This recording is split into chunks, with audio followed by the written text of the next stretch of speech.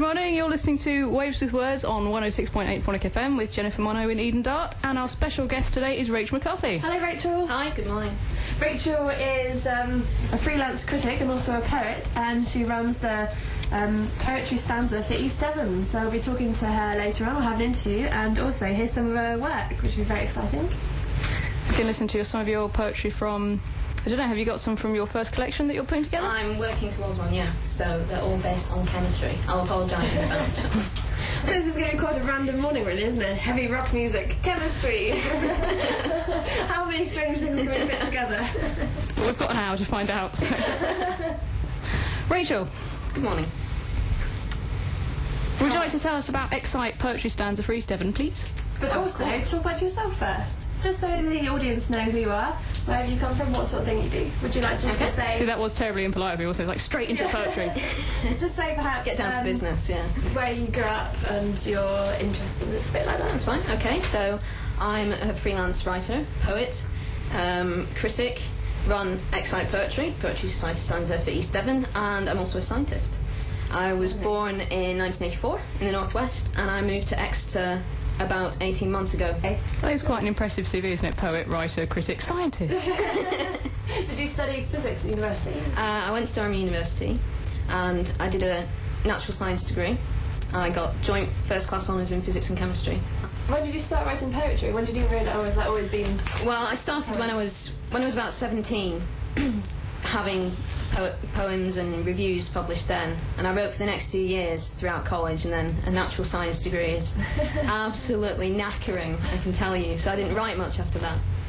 So it's quite nice to be able to come back to poetry now. Yes. And also the fact that the science that I've been doing and the work that I do now has been really influencing my poetry. Gosh, when did you realise that you wanted to do physics? Probably in school, really. I've always been quite theoretical and quite mathematical, and I'm told that comes through in my poetry, so we'll see. Oh, that's quite good. Very formal poetry, but we'll see, obviously, because you do some readings, which should be great. Excellent. So about Excite. Yes. Yes. Okay, so Excite is an official Poetry Society stanza. Poetry Society stanzas are just regional extensions of the Poetry Society. There's something like 70 of them throughout Britain now. Okay, so there's 70 stanzas in Britain. Yeah, and what is a stanza? What does it do? So a stanza does whatever you want it to do. It's run by its members, for its members. With Excite, there's no need to be a member of the Poetry Society to join. Stanzas can be really low-key. They can be organising to talk about poetry over a pint in the pub once a month. Yeah. Or they can do things like run competitions, book launches, workshops. They're the really adventurous ones, so I know anyone who's listening to me now is probably nodding their head and going, yeah, Excite is the last category there. That's fantastic. How did you get involved in it? Well, I was renewing my subscription to Poetry Review, which is Poetry Society's mag, and I spotted the link on the webpage. I thought there must be a stanza here. There must be, because most big cities do have them. I was so surprised there wasn't one. Gosh. Then I just put myself forward to start one. Where's the nearest stanza then? Or down here? There is a smaller one in Plymouth, which I believe is called Waterfront Writers, but there's nothing really very central to Devon, So right in the middle. Yeah. It's the biggest city. Gosh. Nothing in Cornwall as well. Maybe eventually there will be. Yeah, I'm not too sure about Cornwall. I think there was one and it's not there anymore. Maybe someone can ring in and correct me on that. Yeah. Is there one in Bristol? Yes, there is one in Bristol. There's quite a big poetry scene in Bristol, Yeah. I think. It's up and coming, especially with the open mic nights that they do. Yeah. So, promoting poetry in the southwest. Tell us a bit more about your blogging for Poetry News. Okay, so I blogged for Picador first. I wrote a few things for them. Like, I started doing something that was the importance of a first line in a novel. Is it make or break for your novel to have a good first line? Then I wrote a blog article, again for Picador, which was about gender in poetry in the context of the Poet Laureate race, because there was so much media storm going on about that at the time. So then that led me to cover Andrew Motion's Step Down the Dress for Picador. And then on the day of Carol Ann Duffy's appointment, well, before she was appointed, I had about 6 requests through asking me to do blog pieces. And it was picked up by like the Canadian national newspaper that I'd written this thing. And I was like, it was a bit unbelievable at the time. So I'm only one woman and there's only 24 hours in a day, you know? So I chose to do the bookseller. and then I was commissioned by Poetry News to give my opinion on what I thought Caroline Duffy's appointment would mean for the laureateship, and that came out last week. Brilliant. What's happened before with Excite then? Because what was the first stanza that you did, and who was there? The first event was a launch, partly a celebration that I'd managed to get the thing off the ground. So we had our launch on Friday, the 5th of June, and we had Greta Stoddart as our guest poet. She was great. I was really glad that she agreed. I just emailed her and was fantastic. very sort of, we'd really like to have you. She was recommended by some people who'd done a workshop with her that I knew, and they really wanted to hear her read, so it was really it was great that she could come.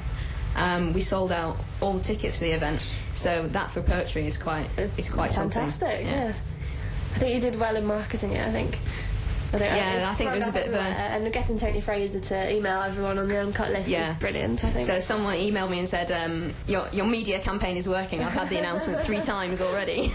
Brilliant. But it shows that there's that want for it out there. There's definitely a poetry scene here. And when you start talking to people, it's lots of little groups that just aren't joined up. And really, I see that's the point of Excite, is to just give people an avenue to...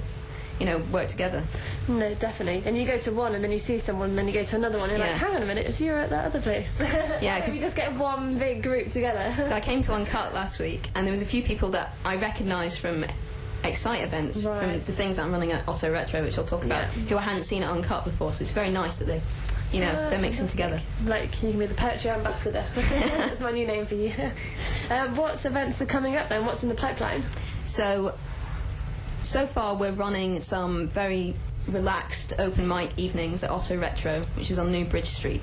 They're the second Thursday of every month. Okay, and what is Otto Retro? Otto Retro is a funky sort of junk store. Funky junk store? Funky junk store. It is. It's fantastic. It's run by Sarah Brunner, and it stocks furniture from like the late 20th century into everything up to the 1970s.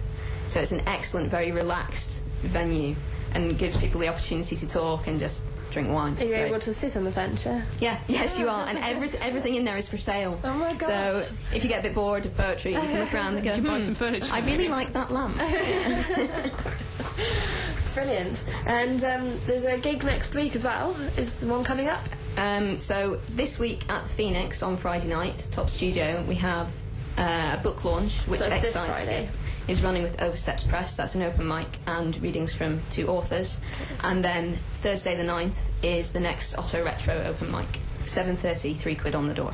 Okay, and how much is it to get into this week's? This week's is £5, £3 concessions, so that's for open micers or Poetry Society members. And who is it that's doing the book launch at Oversteps? It's Oversteps Press. That's run by Alwyn Marriage. Okay. I'm trying to get a lot of sort of local people in. So this is Becky Gethin and Miriam Darlington, the 2 poets. Okay, so it should be a really good night. Yes, there's lots of things coming up. You mentioned earlier that you think about doing workshops as well. Is there any of those in the pipeline? There's 2 workshops in the pipeline already. One is with Julianne Rowell, who teaches poetry at the University of Bristol. Oh, brilliant. So there should be some more coming up in winter, in the winter season, hopefully. And everyone goes back to universities as well. Yeah. Gets back their academic hat on. Yeah, so that should be quite fun. And there's going to be some more guest poets and hopefully a couple of book launches again as well. So I think there's going to be at least an event once a month with Excite, but hopefully more. That's fantastic. So you are unbelievably busy then, really? I'm quite a busy woman because I work full time as well, so... Gosh, how do you do it all? Do you sleep? It's called 3 hours sleep and a lot of concealer, that's what I say. Massive injections of caffeine. Yeah.